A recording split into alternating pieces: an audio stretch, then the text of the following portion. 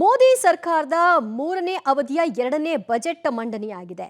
ಈ ಮೂಲಕವಾಗಿ ವಿತ್ತ ಸಚಿವೆ ನಿರ್ಮಲಾ ಸೀತಾರಾಮನ್ ಅವರು 8ನೇ ಬಾರಿಗೆ ಬಜೆಟ್ ಮಂಡನೆ ಮಾಡಿದಂತಹ ಅತಿ ಹೆಚ್ಚು ಬಜೆಟ್ ಮಂಡನೆ ಮಾಡಿದಂತಹ ಮಹಿಳಾ ಸಚಿವೆ ಎಂಬ ಕೀರ್ತಿಗೆ ಪಾತ್ರರಾಗಿದ್ದಾರೆ. ಹಾಗೆ ಮಗದೊಂದು ಕಡೆಯಲ್ಲಿ ಈ ಬಜೆಟ್ಗೂ ಮುಂಚೆಯೂ ಚರ್ಚೆ ಆಗ್ತಾ ಇದ್ದು, ಪ್ರತಿ ಬಜೆಟ್ನಲ್ಲೂ ಕೂಡ ಚರ್ಚೆ ಆಗ್ತಾ ಇದ್ದು ಮಧ್ಯಮ ವರ್ಗವನ್ನ ಈ ಬಾರಿಯೂ ಕೂಡ ಕೈ ಬಿಡ್ತಾರಾ ಅನ್ನುವಂತಹ ವಿಷಯ. ಕೈ ಬಿಟ್ಟಿದ್ದಾರಾ, ಕೈ ಹಿಡಿದಿದ್ದಾರಾ ಅನ್ನೋ ವಿಷಯವಾಗಿ ನಿಮಗೆ ಮಾಹಿತಿಯನ್ನ ಕೊಡ್ತೀವಿ. ಸ್ಪೆಷಲಿ ಬಜೆಟ್ ವಿಚಾರ ಬಂದಾಗ ಹೆಚ್ಚು ಹೈಲೈಟ್ ಆಗೋದು, ಚರ್ಚೆ ಆಗೋದು TDS ವಿಚಾರವಾಗಿ, ಟ್ಯಾಕ್ಸ್ ಪಾವತಿ ಮಾಡುವಂತಹವರ ವಿಚಾರವಾಗಿ. ಮಧ್ಯಮ ವರ್ಗದವರು ಕನಸು ಕಾಣೋ ಹಾಗಿಲ್ವಾ, ಖರ್ಚು ಮಾಡೋ ಹಾಗಿಲ್ವಾ, ಉಳಿತಾಯ ಮಾಡೋ ಹಾಗಿಲ್ವಾ ಅನ್ನುವಂತಹ ಪ್ರಶ್ನೆ ಪ್ರತಿ ಬಾರಿಯೂ ಕೂಡ ಎದ್ದೇಳ್ತಾ ಇತ್ತು.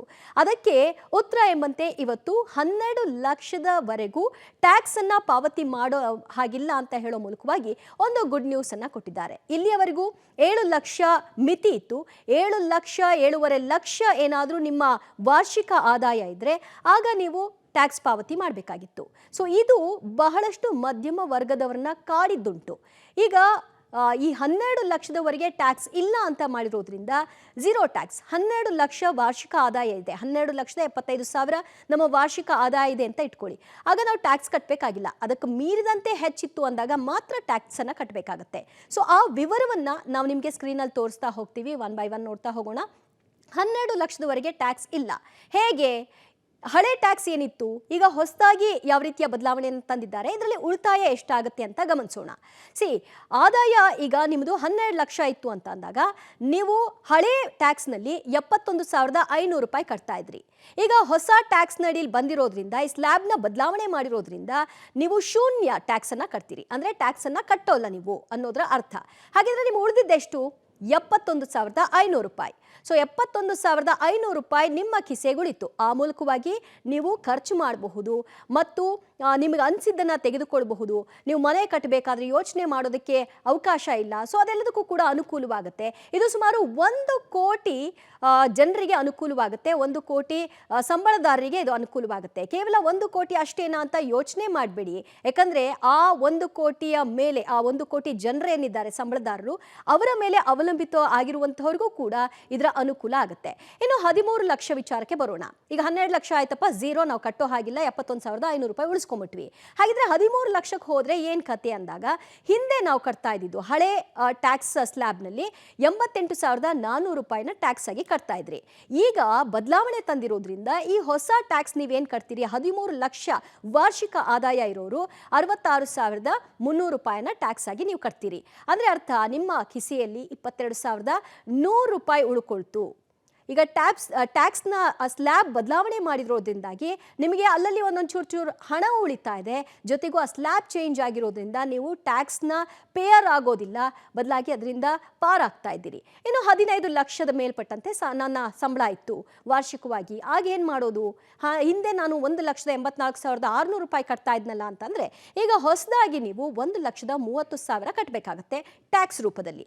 ನಿಮಗಾಗ 32,500 ರೂಪಾಯಿ ಉಳಿತಾಯ ಆದಂತೆ ಆಯಿತು. ಈ ಮೂಲಕವಾಗಿ ಮೋದಿ ಸರ್ಕಾರ ಮಧ್ಯಮ ವರ್ಗದವರನ್ನ ಕೈ ಹಿಡಿಯುವಂತಹ ಕೆಲಸವನ್ನ ಮಾಡಿದೆ. ಅವ್ರ ಕೈಗೆ ಹಣ ಕೊಟ್ಟು ಖರ್ಚು ಮಾಡಿ ಅಂತ ಪ್ರೋತ್ಸಾಹವನ್ನ ಮಾಡ್ತಾ ಇದೆ. ಈ ಮೂಲಕ ಅವರ ಬದುಕು ಕೂಡ ಸುಧಾರಣೆ ಆಗುತ್ತೆ. ಆರ್ಥಿಕವಾಗಿಯೂ ಕೂಡ ಒಂದಷ್ಟು ಚೇತರಿಕೆಯನ್ನ ಕಾಣಬಹುದು. ಇನ್ನು 17 ಲಕ್ಷ ತಮ್ಮ ವಾರ್ಷಿಕ ಆದಾಯ ಇತ್ತು ಅಂದಾಗ 1,84,600 ರೂಪಾಯಿ ನೀವು ಟ್ಯಾಕ್ಸನ್ನು ಪಾವತಿ ಮಾಡ್ತಾ ಇದ್ರಿ ಹಳೆಯ ಸ್ಲ್ಯಾಬ್ನಲ್ಲಿ. ಈಗ ಹೊಸ ಸ್ಲ್ಯಾಬ್ನಲ್ಲಿ 1,30,000ದಷ್ಟು ನೀವು ತೆರಿಗೆಯನ್ನು ಪಾವತಿ ಮಾಡಬೇಕಾಗತ್ತೆ. ಆಗ ನಿಮಗೆ ಉಳ್ಕೊಳ್ಳೋದು 54,600 ರೂಪಾಯಿಯಷ್ಟು ಮೊತ್ತ ನಿಮ್ಮಲ್ಲೇ ಉಳ್ಕೊಳ್ಳುತ್ತೆ. ಅದು ಟ್ಯಾಕ್ಸ್ ರೂಪದಲ್ಲಿ ಹೋಗ್ತಾ ಇತ್ತಲ್ಲ, ಸೊ ಅಮೌಂಟ್ ನಿಮಗೆ ಸೇವ್ ಆಗ್ತಾ ಇದೆ. ಅದನ್ನು ನೀವು ನಿಮ್ಮ ಖರ್ಚಿಗೆ, ನಿಮ್ಮ ಆಸೆ ಆಕಾಂಕ್ಷೆಗಳಿಗೆ ವಿನಿಯೋಗಿಸೋದಕ್ಕೆ ಅವಕಾಶ ಆಗುತ್ತೆ. ಇನ್ನು 22 ಲಕ್ಷ ಆದಾಯ ಇದ್ರೆ 3,40,600 ರೂಪಾಯಿ ಪಾವತಿ ಮಾಡ್ತಾ ಇದ್ರಿ. ಈಗ 2,40,500 ರೂಪಾಯಿ ನೀವು ಹೊಸದಾಗಿ ಟ್ಯಾಕ್ಸನ್ನು ಕಟ್ಟಬೇಕಾಗತ್ತೆ. ಅದರ ಅರ್ಥ ನಿಮಗೆ 1,100,000 ರೂಪಾಯಿ ಉಳಿತಾಯ ಆದಂತೆ ಆಯಿತು. ಇನ್ನು 25 ಲಕ್ಷ ಮೇಲ್ಪಟ್ಟಿದೆ ನನ್ನ ಸಂಬಳ. ನಾನು ಹಿಂದೆ 4,34,200 ರೂಪಾಯಿ ಪಾವತಿ ಮಾಡ್ತಾ ಇದ್ದೆ. ನನಗೆ ಎಷ್ಟು ಉಳಿತು? ಆ ಸೇವಿಂಗ್ಸ್ ಏನು ಅಂತ ಗಮನಿಸೋದಾದ್ರೆ 3,19,800 ರೂಪಾಯಿ ನೀವು ಹೊಸದಾಗಿ ಟ್ಯಾಕ್ಸ್ ಪಾವತಿದಾರರಾಗ್ತೀರಿ. ಯಾಕಂದ್ರೆ 25 ಲಕ್ಷ ಮೇಲ್ಪಟ್ಟ ನಿಮ್ಮ ಸಂಬಳ ಆಗಿರೋದ್ರಿಂದ ಇದಕ್ಕಾಗಿ ನೀವು 1,14,000 ಈ ಹಿಂದೆ ನೀವೇನು ಕಟ್ತಾ ಇದ್ರಿ ಆ ಮೊತ್ತ ನಿಮಗೆ ಉಳ್ಕೊಳ್ಳುತ್ತೆ. ಇದು ಟ್ಯಾಕ್ಸ್ನಲ್ಲಿ ಈ ಸ್ಲ್ಯಾಬ್ ಬದಲಾವಣೆ ಮಾಡಿರೋದ್ರಿಂದಾಗಿ ಮಧ್ಯಮ ವರ್ಗಕ್ಕೆ ಸಾಕಷ್ಟು ಅನುಕೂಲವಾಗುವಂತಹ ಒಂದು ಗುರಿಯನ್ನು ಇಟ್ಕೊಳ್ಳಲಾಗಿದೆ. ಈ ಟ್ಯಾಕ್ಸ್ ಈ ಬಜೆಟ್ ಅನೌನ್ಸ್ ಆಗೋದಕ್ಕೂ ಮೊದಲಾಗೆ ಚರ್ಚೆ ಆಗ್ತಾ ಇತ್ತು. ಟ್ಯಾಕ್ಸ್ ವಿಚಾರದಲ್ಲಿ ಏನು ಮಾಡ್ತಾರಪ್ಪ ಏನು ಕತೆ ಅಂತ. ಬಹಳಷ್ಟು ಜನ 10 ಲಕ್ಷದವರೆಗೂ ಇರಬಹುದು ಅಂತ ಅಂದಾಜಿಸಿದ್ರು. ಇನ್ನು ಬಂಪರ್ ಅನ್ನೋ ಹಾಗೆ 12 ಲಕ್ಷಕ್ಕೆ ಮಾಡಿದ್ರು. ಇನ್ನು ಹಾಗಾದ್ರೆ ಯಾವುದರ ಬೆಲೆ ಇಳಿಕೆ ಆಯಿತು, ಯಾವುದರ ಬೆಲೆ ಜಾಸ್ತಿ ಆಯಿತು, ಈ ಮೂಲಕವಾಗಿ ಹೇಗೆ ಜನರಿಗೆ ಹೆಲ್ಪ್ ಆಗ್ತಾ ಇದೆ ಈ ಒಂದು ಬಜೆಟ್ನ ಮುಖಾಂತರವಾಗಿ ಅಂತ ಗಮನಿಸೋದಾದ್ರೆ, ಈಗ ಟಿವಿ ಮತ್ತು ಮೊಬೈಲ್, ಔಷಧಿ ಇವೆಲ್ಲದರ ಬೆಲೆಯನ್ನು ಇಳಿಸಿದ್ದಾರೆ. ಇದು ತೆಗೆದುಕೊಳ್ಳೋದಕ್ಕೆ ಕೊಳ್ಳುವವರಿಗೆ ಬಹಳ ಅನುಕೂಲವಾಗುತ್ತೆ. ಇಲ್ಲಿಯವರೆಗೂ ಬಜೆಟ್ ಆದಮೇಲೆ ಜಾಸ್ತಿ ಆಗ್ಬಿಡುತ್ತೇನೋಪ್ಪ ಮತ್ತೆ ತಗೊಳ್ಳೋದು ಹೆಂಗೆ ಅಂತ ಯೋಚನೆ ಮಾಡ್ತಿದ್ದವ್ರಿಗೆ ಒಂದು ಸಣ್ಣ ರಿಲ್ಯಾಕ್ಸೇಷನ್ ಕಾಣಿಸ್ತಾ ಇದೆ.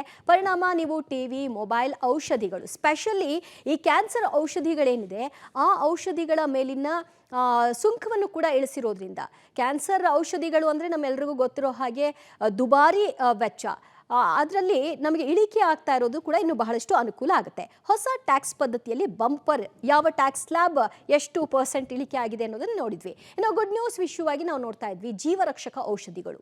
ಫಾರ್ ಎಕ್ಸಾಂಪಲ್ ಕ್ಯಾನ್ಸರ್, ಇತರೆ ಜೀವರಕ್ಷಕ ಔಷಧಿಗಳೇನಿದೆ ಅದೆಲ್ಲವೂ ಕೂಡ ದುಬಾರಿ ಆಗ್ತಾ ಇತ್ತು. ಈಗ ಅದರ ಬೆಲೆಯನ್ನು ಇಳಿಕೆ ಮಾಡ್ತಾ ಇದ್ದಾರೆ.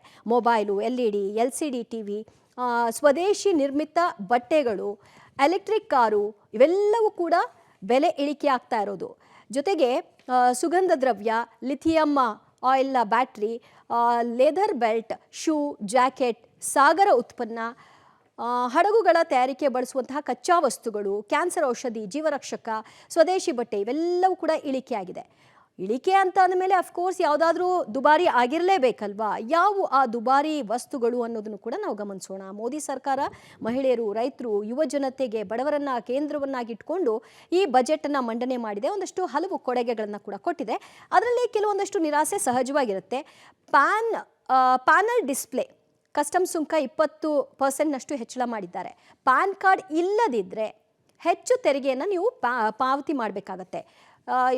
ಸಹಜವಾಗಿ ಎಷ್ಟೋ ಜನ ಈ ಥರ ಮಾಡಿರ್ತಾರೆ. ಮಿಸ್ಯೂಸ್ ಆಗಬಾರ್ದು ಅನ್ನೋ ಕಾರಣಕ್ಕೆ ಪ್ಯಾನ್ ಕಾರ್ಡ್ಗಳನ್ನು ಮಾಡಿಕೊಳ್ಬೇಕು ಅನ್ನೋ ಕಾರಣಕ್ಕೆ ಈ ರೀತಿಯ ನಿಯಮಗಳನ್ನ ತಂದಿರೋ ಹಾಗೆ ಕಾಣಿಸ್ತಾ ಇದೆ. ಪ್ಲಾಸ್ಟಿಕ್ ಉಪಕರಣಗಳು ಮತ್ತು ಟೆಲಿಕಾಂ ಉಪಕರಣಗಳು ಅದರ ಮೇಲೆ ಕಸ್ಟಮ್ ಸುಂಕವನ್ನು 15% ಹೆಚ್ಚಳ ಮಾಡಿದ್ದಾರೆ.